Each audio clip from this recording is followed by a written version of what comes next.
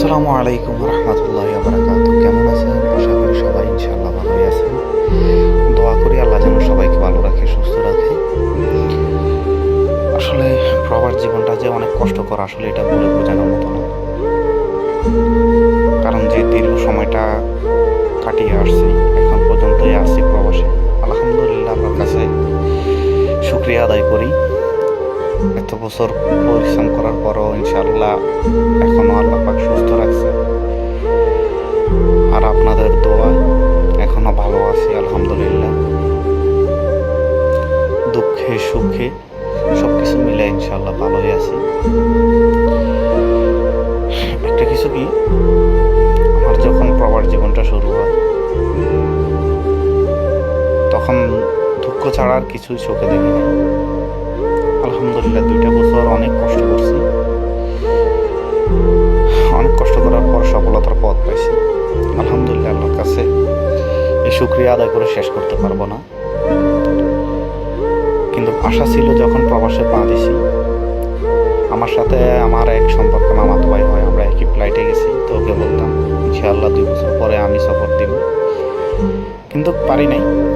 ওই আমার আগে সফর দিছে, ওর সাথে কথা হয়েছে আমরা একসাথে সফর দিব, কিন্তু আমার সফর দেওয়া হলো না, ও আমার আগে গেছে।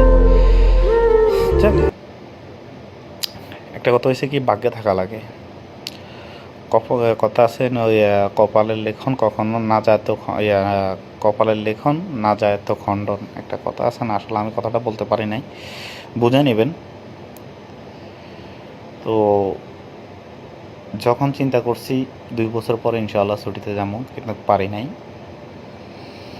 2 বছর শেষ, তখন আবার চিন্তা করছি আরও 2 বছর পরে ছুটিতে যাবো। 4 বছর পাড়াই দিছি, তাও পারি নাই। তখন আবার চিন্তা করলাম আরও 2 বছর পরে ছুটিতে যাবো, তখনও পারি নাই। 6 বছর এভাবে কাটাইলাম।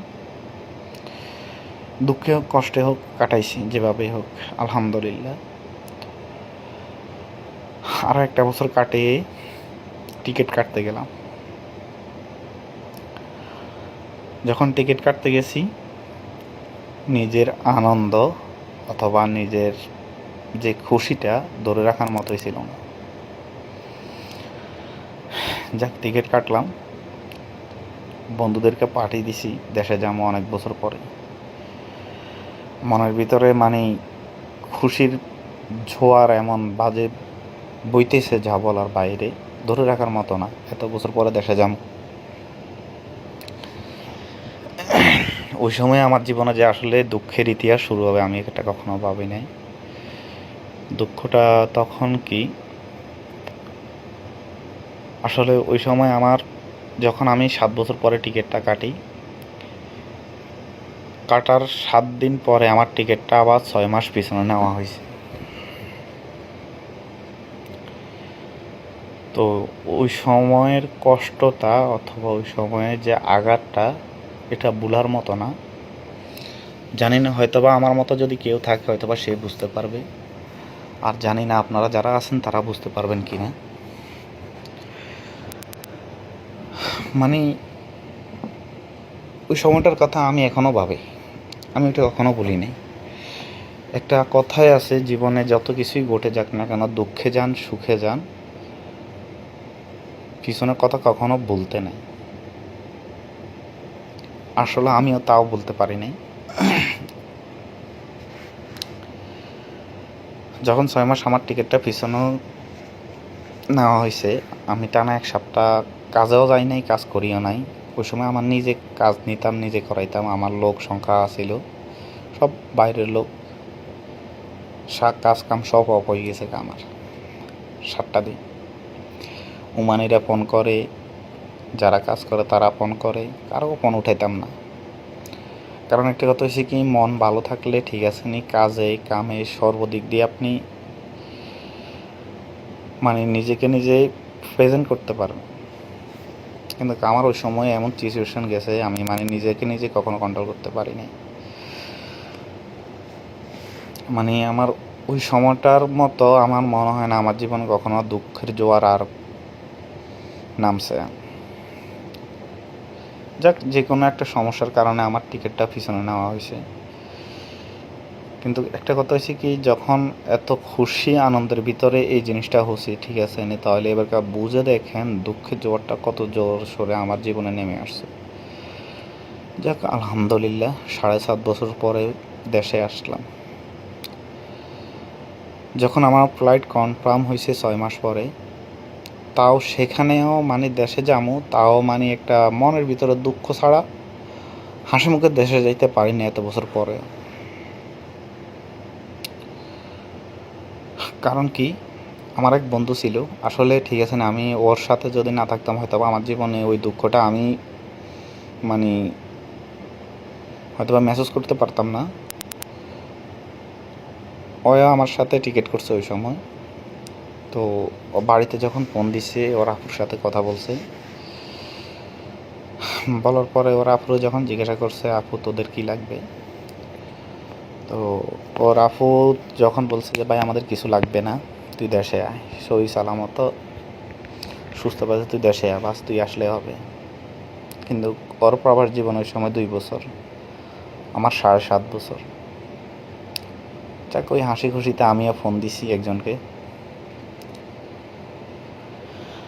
ফোন দেওয়ার পরে মানে এটাই সবচাইতে কষ্ট লাগছে, কেউ ওই সময় কথাটা বলে নাই এত বছর পরে তুই দেশে আসতেছোস, তুই সই সালামত দেশে আয়।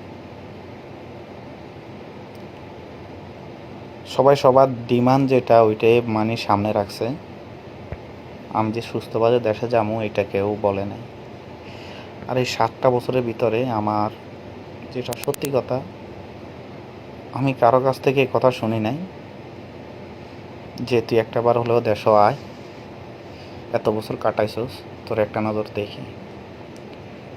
এই কথাটা আমি কারো কাছে শুনি নাই। এটাই আমার সবচাইতে মানে আমার প্রবাস জীবনের ওই সময়টা এটাই হচ্ছে সবচেয়ে দুঃখের বিষয়। আর যাক আলহামদুলিল্লাহ, তারপরও ঢাকায় আত্মীয় স্বজন আসছিল, তাদেরকে ফোন করছি অমুক দিন ফ্লাইট, আমি আসতেছি। তো ওই সময় আমার ছোট মামা আর আমি একসাথে একই ফ্লাইট, আমার ফ্রেন্ডও আসছিল। তো ঢাকায় এক আত্মীয় ছিল, নিকট আত্মীয় আমার মানে ঘনিষ্ঠ, আমার আপন লোক, আপন জানি, তাদেরকে ফোন করলাম, বলছে আমি অমুক দিন আমি আসতেছি। তারা বলছে আমাকে এয়ারপোর্টে আসবে, কিন্তু আসে নাই।